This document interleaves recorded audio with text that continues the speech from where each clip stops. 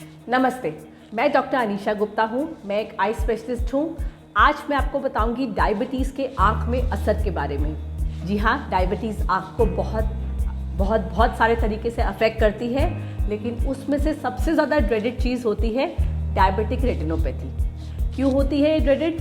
क्योंकि diabetic retinopathy एक irreversible process होता है। ये आँख में जब नुकसान करती है तो ये रिवर्सिबल नहीं है, जितना नुकसान हो गया और टाइम के साथ साथ ये बिगड़ती ही है। दूसरी बात, आप जितना मर्जी शुगर कंट्रोल कर लें, इफ़ आपका duration of diabetes more than 10 years है, बहुत ज़्यादा चांस रहता है कि आँख में आए ही आए। और तीसरी बात, डायबिटिक रेटिनोपैथी और डायबिटीज़ का किडनी में असर हैंड इन हैंड चलता है। तो जब आपको आँख में नुकसान आ रहा है, इसका मतलब है किडनी भी कहीं ना कहीं अफेक्ट हो रही है। So what is diabetic retinopathy?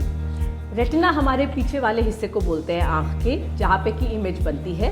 ये सेंटर का हिस्सा होता है जिसको हम मैक्यूला कहते हैं, और बाकी के पर्दा जो होता है वहाँ पे खून की नसें होती हैं। Retina is a part of the brain, it's a neural tissue, and इसमें जब नुकसान होता है इसका रिपेयर आसान नहीं होता है। शुगर की वजह से जब भी इंसान की शुगर ज़्यादा हो जाती है तो जो ये खून की नसें हैं पर्दे में, इनमें ब्लॉकेज आने लग जाती है। जो यहाँ पे वेसल्स हैं, छोटे छोटे वेसल्स हैं, ब्लड वेसल्स हैं, उनमें शुगर की वजह से बंद हो जाती है वो वेसल्स, जिसकी वजह से पर्दे में बहुत सारी जगह पर खून की कमी बन जाती है। अब पर्दा अपनी तरफ से जीने की कोशिश करता है, रिपेयर करने की कोशिश करता है, एंड इन दैट प्रोसेस वो बहुत सारी नई नसें बनाता है, जिनको शुरू में हम माइक्रो एन्यूरिज्म्स कहते हैं।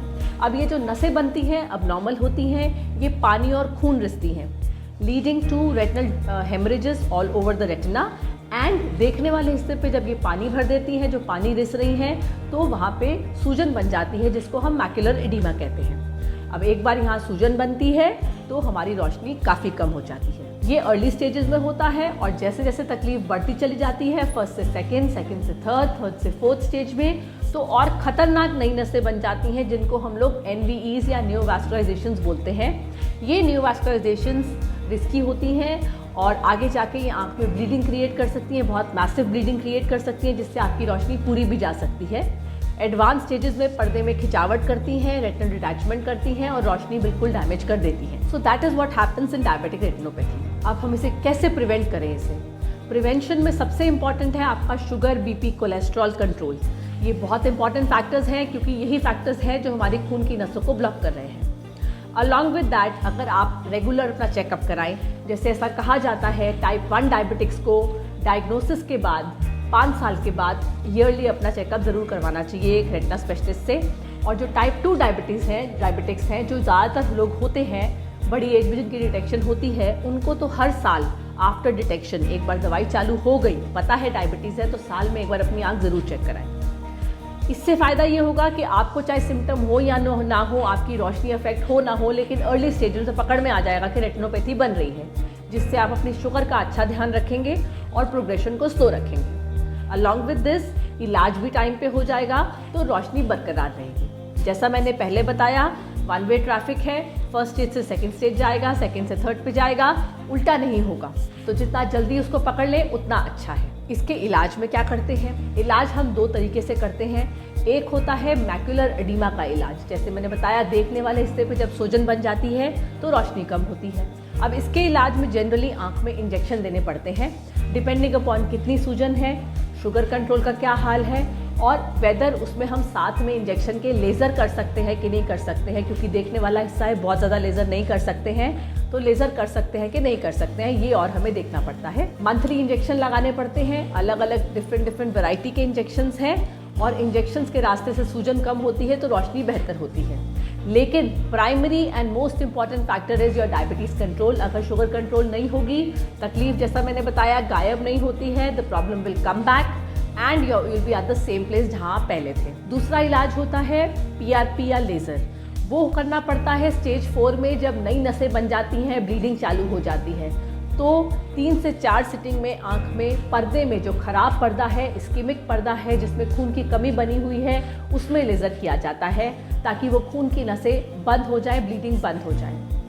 अगर आपका डिटेक्ट होता है रेटिनोपैथी, तो depending upon the staging and the macular condition, हो सकता है आपके डॉक्टर आपको बताए कि इंजेक्शन और लेज़र दोनों करने हैं, या सिर्फ इंजेक्शन देना है या सिर्फ लेज़र करना है।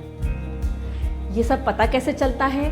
दो इम्पॉर्टेंट टेस्ट होते हैं आँख के, एक OCT और एक एंजियोग्राफी। एंजियोग्राफी जिसमें हम हाथ में एक दवाई देते हैं और आँख की पर्दे की फोटोएं लेते हैं, जिससे पता चलता है कहाँ कहाँ पे खून की कमी है, कहाँ कहाँ पे लीकेज है और कहाँ कहाँ पे आपकी नई नसें बन रही हैं, वेदर लेज़र इज़ रिक्वायर्ड और नॉट। एंड OCT तो बहुत कॉमनली डन टेस्ट होता है देखने वाले हिस्से का, कि देखने वाले हिस्से में क्या दिक्कत हो रही है, कितनी सूजन है, इंजेक्शन रिक्वायर्ड है या नहीं है। ये सब ये दो टेस्ट बताते हैं। ये बहुत कॉमनली डायबिटिक पेशेंट्स में करने पड़ते हैं, जानने के लिए कि तकलीफ का एक्सटेंट और आगे इलाज क्या करना है। Then there is advance diabetic retinopathy, जिसमें खून की कमी इतनी ज़्यादा होती है, पर्दे में खिंचावटें बनने लग जाती हैं, नस कमज़ोर हो जाती है, and all this conditions generally require surgery. जब एक बार पर्दे में इतनी खिंचावट आ जाए कि वो दवाइयों से या इंजेक्शन से रिलीव नहीं होगी, इन दैट केस आँख का ऑपरेशन, जिसे हम विट्रेक्टमी कहते हैं, करना पड़ता है। कई बार आँख में तेल भी डालना पड़ता है पर्दे को बिठाने के लिए। इसके बाद रोशनी बिल्कुल नॉर्मल आ जाए वो ज़रूरी नहीं है, क्योंकि अगर आप ऑलरेडी 4th या 5th स्टेज पे हैं तो इसका मतलब है लॉन्ग टर्म पिछले 3-4 साल से शुगर ख़राब चल रही है, खून की काफ़ी कमी बनी हुई है आँख में, तो नस में कमज़ोरी, देखने वाले हिस्से में कमज़ोरी, all this is common. So after treatment also we do not expect कि 100% रिकवरी होगी, वो मुश्किल होता है, लेकिन हाँ इलाज कराएंगे तो ही बचा पाएंगे जो हाथ में है, नहीं तो धीरे धीरे अंधापन आना बहुत कॉमन होता है। डायबिटिक रेटिनोपैथी एक बहुत सीरियस प्रॉब्लम होती है, इसको बहुत सीरियसली ही लें जब आप डायग्नोस होते हैं। डॉक्टर आपको बताते हैं क्या करना है क्या नहीं करना है, चाहे आपकी रोशनी पूरी हो उसके बावजूद उसको इग्नोर नहीं करें। Do as the doctor is advising, get the investigations done, work on your diabetic control and take care of your eyes after that.